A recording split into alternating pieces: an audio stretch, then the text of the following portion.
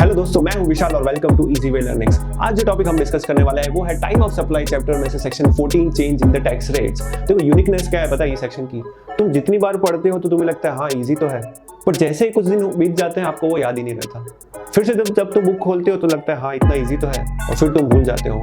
तो आज मैं कुछ ऐसा ट्राई करने वाला हूँ कि जैसे कि आप ये सेक्शन भूल ही ना पाओ। तो चलो देखो स्टार्ट करते हैं। टाइम ऑफ सप्लाई की मैं बात करूँ तो उसमें सेक्शन 12 है, सेक्शन 13 है which talks about time of supply in relation to goods and services, और एक सेक्शन 14 है which talks about change in tax rate, मतलब जब टैक्स रेट चेंज हो at that time time of supply को कैसे कैलकुलेट किया जाए या कैसे फाइंड आउट किया जाए। तो आज जो हम डिस्कस करने वाले हैं वो है change in tax rate time of supply के बारे में। इसको मैं एग्जाम्पल से समझाता हूँ। देखो एक कोई गुड्स या सर्विसेज का पहले 5% रेट था, 1 अप्रैल से अब वो रेट चेंज हो चुका है 12%। इतना क्लियर है। दूसरा, अब मैं कुछ आपको सिचुएशंस देता हूँ। सिचुएशंस क्या देता हूँ कि देखो जब भी कोई टाइम ऑफ सप्लाई हम निकालते हैं तो 3 एलिमेंट जो होते हैं वो हम कंसिडर करते हैं। पहला सप्लाई का डेट, दूसरा पेमेंट का डेट और तीसरा इनवॉइस का डेट। पर समझो ऐसे सिनेरियो हो सकता है ना कि जैसे जब 1 अप्रैल से पहले आपने सप्लाई भी कर दी हो, टैक्स इनवॉइस भी रेज कर दिया हो और पेमेंट जो है वो 1 अप्रैल के बाद आया हो। अब बताओ ऐसे में टाइम ऑफ सप्लाई क्या होगा। दूसरा, हो सकता है सप्लाई पहले की हो, इनवॉइस और पेमेंट बाद के हो 1 अप्रैल के बाद के। हो सकता हो इनवॉइस और पेमेंट पहले का हो 1 अप्रैल से पर सप्लाई बाद में की हो। ऐसे वेरियस कॉम्बिनेशन हो सकते हैं, जैसे सप्लाई और पेमेंट पहले और इनवॉइस बाद में। और जब एग्जाम में क्वेश्चन आएगा ना तो आपसे 2 चीज पूछेंगे वो क्वेश्चन में। सबसे पहले पूछेंगे, सबसे पहले तो आप मुझे बताओ कि रेट ऑफ टैक्स क्या है, और दूसरा आपसे वो टाइम ऑफ सप्लाई पूछेंगे कि टाइम ऑफ सप्लाई मतलब डेट पूछेंगे आपसे। तो देखो ऐसे में एक सिंपल रूल रहता है, मेजॉरिटी रूल, कि जहां मेजॉरिटी है वो रेट होगी। और टाइम ऑफ सप्लाई जब निकालना हो तो अर्लियर ऑफ इनवॉइस और payment whichever is earlier. इतना तो सिंपल है, जब बुक ओपन करते हैं ये समझ में आ ही जाता है, पर ये याद नहीं रहता है। देखो इसके लिए मैंने एक चीट कोड बनाया है। जहां ज्यादा वो रेट जो पहले आया उसको किटकैट। क्या देखो, जहां ज्यादा वो रेट जो पहले आया उसको किटकैट, पर चारू तुम चीटिंग नहीं करना।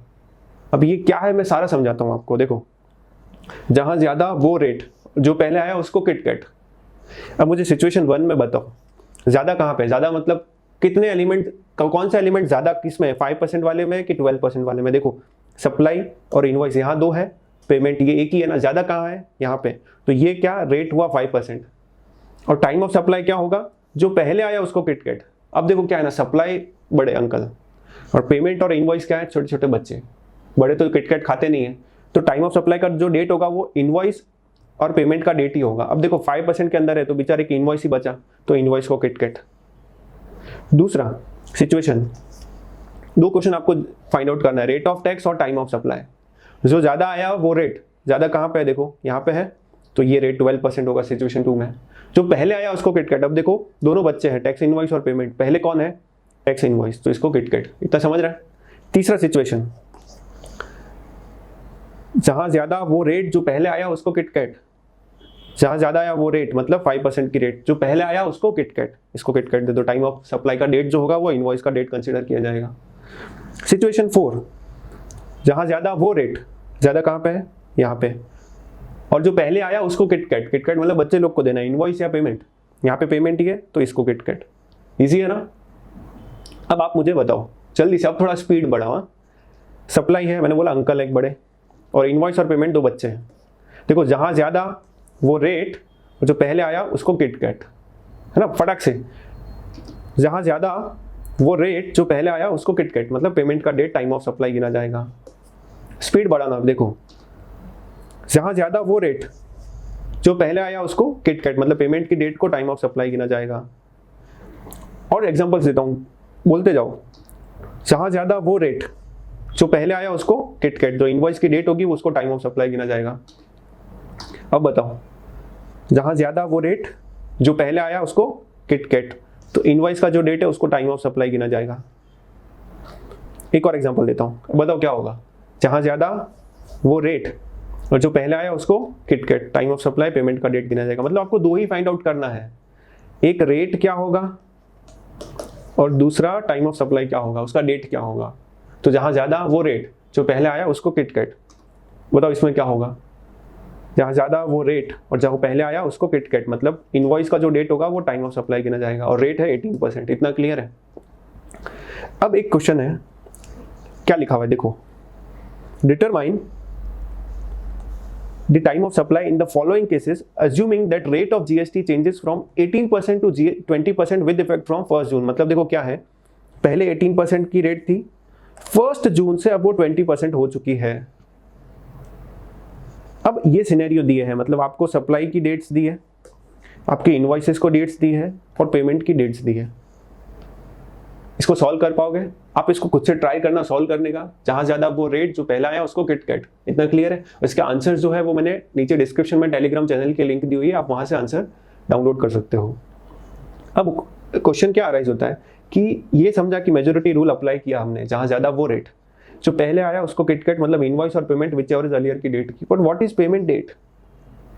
देखो आज तो है ना एनईएफटी गूगल पे का जमाना आ चुका है, पर आज भी बहुत सारी ऐसी कंपनी जो चेक इश्यू करती है, मतलब चेक इश्यू किया, अकाउंटिंग एंट्री की बुक्स के अंदर, और जो क्रेडिट होगा सामने वाले के अकाउंट में वो 2 दिन के बाद होगा। तो पेमेंट की डेट कौन सी लेनी है? जो क्रेडिट होगा वो डेट की आज जो चेक इश्यू किया वो डेट।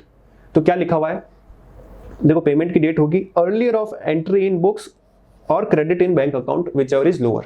समझो 1 तारीख को चेक इश्यू किया, बुक में अकाउंटिंग एंट्री की और क्रेडिट हुआ 3 तारीख को, तो पेमेंट डेट कौन सी गिनी जाएगी? 1 तारीख। इतना क्लियर है? अब क्या होता है, जब change in rate of tax होता है ना, तो बहुत लोग इसके फायदे उठाते हैं। देखो फायदे कैसे उठाते हैं ना, ये जो एलिमेंट्स ऑफ सप्लाई है, सप्लाई की date, time of supply, payment, इसमें कुछ हेर फेर करते हैं, तो उसके लिए एक स्पेशल प्रोविजन दिया गया है। क्या दिया गया है इन डिटेल समझेंगे, don't worry. However if credited in bank after 4 working days from the date of change in rate then consider date of credit in bank. इसको एग्जांपल से समझते हैं, देखो ध्यान देना। 1 अप्रैल को रेट चेंज हो रही है फ्रॉम 5% टू 12%।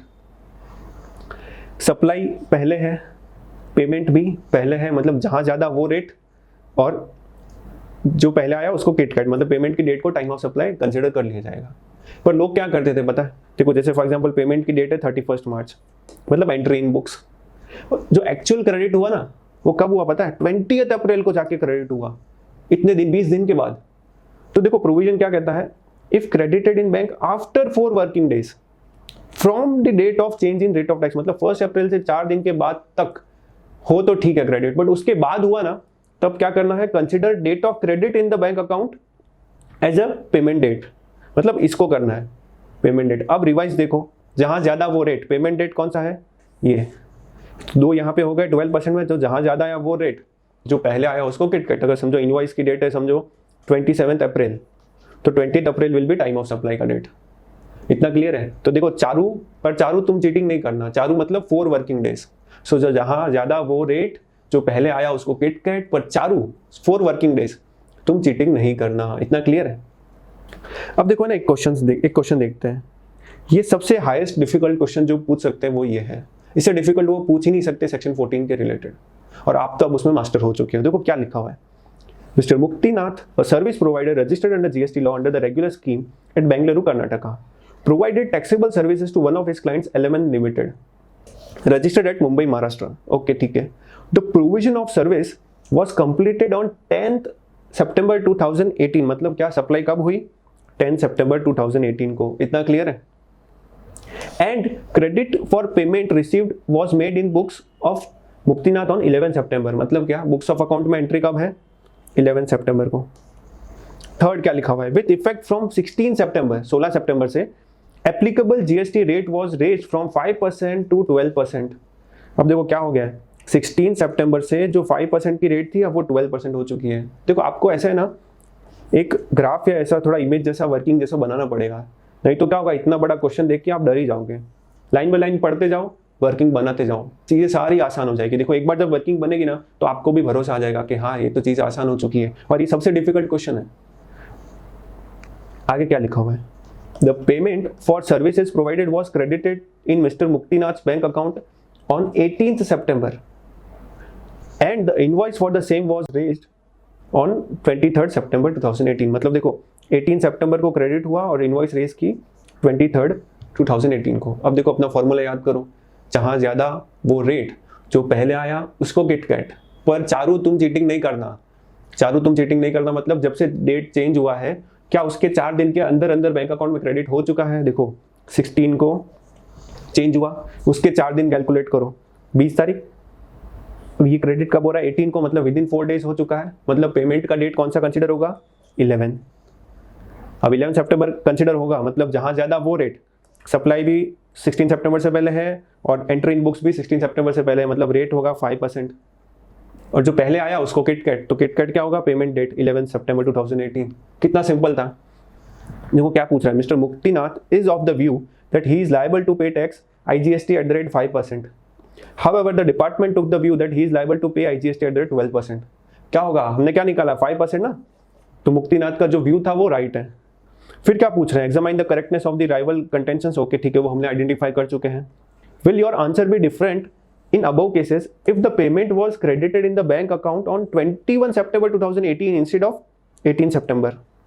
मतलब वो क्या बोल रहे हैं कि अब है ना, जो क्रेडिट हो रहा है ना बैंक अकाउंट में, वो 21 सितंबर को हो रहा है। अब चारू क्या कर रही है? चीटिंग कर रही है। जब से डेट चेंज हुआ उसके 4 दिन के बाद क्रेडिट हो रहा है ना, तो ऐसे केस में कौन सा डेट गिना जाएगा पेमेंट का? जिस दिन क्रेडिट हुआ है। तो पेमेंट डेट हुआ ये, सो जहां ज्यादा वो रेट, अब यहाँ पे ये ज्यादा है तो 12% रेट होगा। इतना क्लियर है? सो बस ये छोटा सा प्रोविजन था सेक्शन 14। डिस्क्रिप्शन में जाके टेलीग्राम का लिंक जरूर चेक करना, और ऐसे छोटे छोटे वीडियोस में अपलोड करता रहूंगा, तो मेरे चैनल को सब्सक्राइब जरूर करना। अच्छा लगे तो लाइक जरूर करना और दोस्तों को भी शेयर जरूर करना। Thank you.